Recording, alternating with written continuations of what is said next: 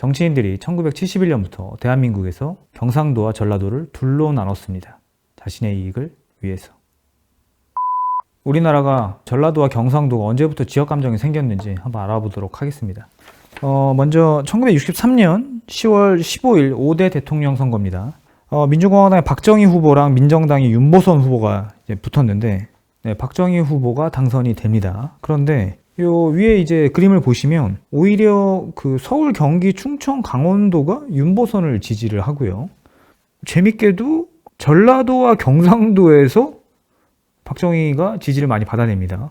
이 1963년도까지만 해도 우리나라엔 지역 감정이 없었습니다. 그런데 이때 이제 박정희가 미국의 지원을 받고 이제 수도권과 경상도를 중심으로 경제 개발을 하기 시작합니다. 전라도가 싫어서? 아니죠.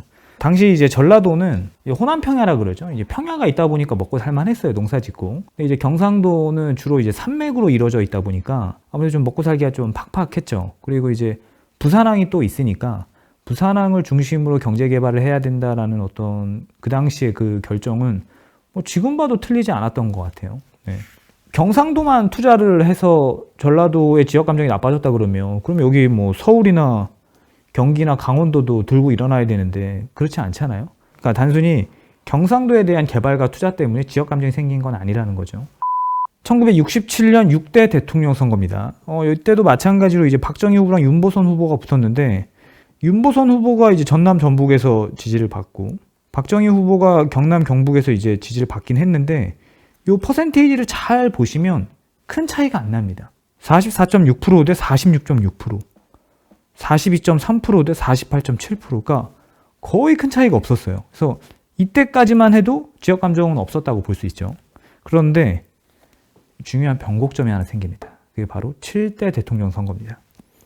7대 대통령 선거에 와서 다시 이제 박정희 후보랑 김대중 후보가 맞붙게 됩니다. 그런데 이때 결과를 보면 경상도와 전라도가 명확히 나뉘고 있죠. 그러니까 이렇게 호남과 영남을 대표하는 지역으로 이제 지지자가 이제 갈라지기 시작한 거죠.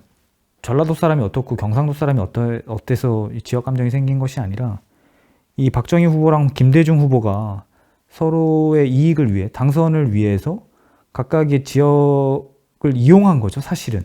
놀랍게도 이 당시에 있었던 이 지역 감정을 이용한 선거 전략이 지금도 이어져 오고 있죠. 네. 그 다음 이제 7대를 지나서 이제 8, 9대 대통령 선거는 이른바 이제 유신헌법이라 그러죠.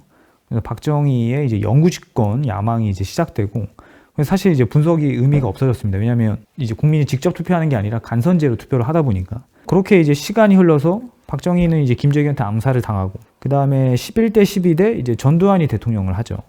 그리고 이제 1987년에 6월 항쟁이 일어나면서 간선제에서 직선제로 다시 바뀌게 됩니다. 이때 다시 또 투표로 지역 감정이 생겨요.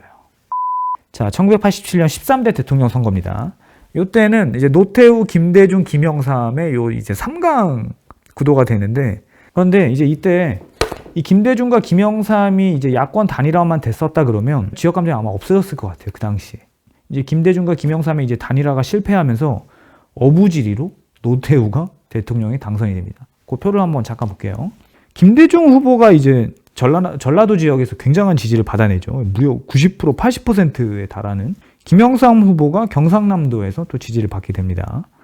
그래서 정리하면 처음 이제 7대 대통령 선거에서 박정희랑 김대중이 1차 지역 감정을 발발했고요. 그 이후에 이제 간선제로 바뀌고 6월 항쟁에서 다시 이제 직선제로 바뀌면서 노태우, 김영삼, 김대중 요 세 3강 구도에서 이 두 후보가 김대중과 김영삼이 이제 단일화를 못하게 되면서 요때 이제 2차 지역 감정이 발생하게 됩니다. 자, 그리고 하나 더 중요한 포인트가 있어요.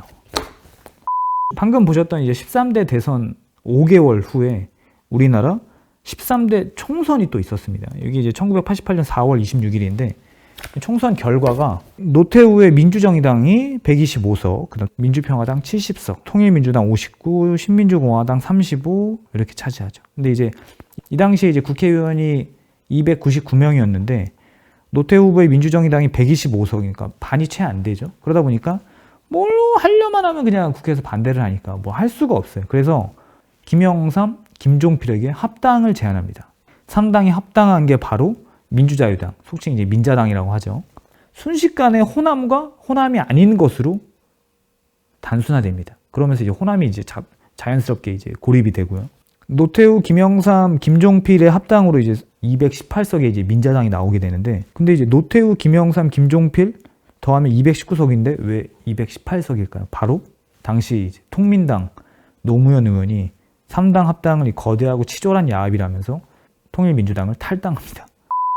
그렇게 이제 호남을 고립시켜서 만든 민자당, 민주자유당이 오늘날 와서 신한국당, 한나라당, 새누리당, 자유한국당이 된 것이고, 김대중의 평화민주당이 민주당, 새천년민주당, 열린우리당, 통합민주당, 새정치민주당, 더불어민주당으로 내려온 것입니다. 이렇게 우리나라의 이제 현대사에서 이런 세 번의 큰 사건을 통해서 대한민국의 이제 지역 감정과 대립이 만들어졌다 보고요. 그 사이에는 박정희, 전두환, 노태우, 김영삼, 김종필, 김대중 이런 인물들이 아주 큰 역할을 했다고 저는 봅니다.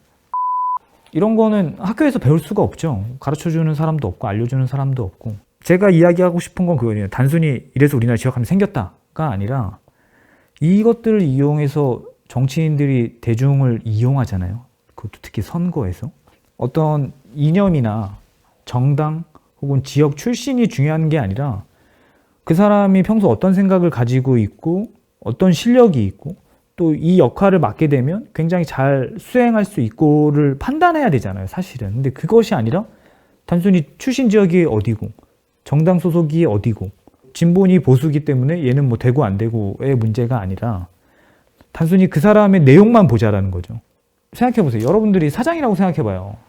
여러분들이 사장인데 직원을 뽑을 때 이 사람이 이 업무를 잘 수행해 나갈지를 판단하는 게 최우선 과제지. 이 사람이 지역이 어디 출신이고 뭐 진보고 보수고 사실 이거 중요하지 않잖아요. 일만 잘한다 그러면 뭐 막말로 저기 원숭이 데려놔도 쓰는 게 우리 사장들인데, 국회의원들이나 또 국무위원들을 바라볼 때는 이 사람의 지역 출신이라든가 정당이 아니라 이 사람이 평소 어떤 이야기를 하고 또 어떤 행동들을 하고 또 어떤 실력을 갖고 있는지가 중요하다는 거죠. 그것만 보자라는 거죠.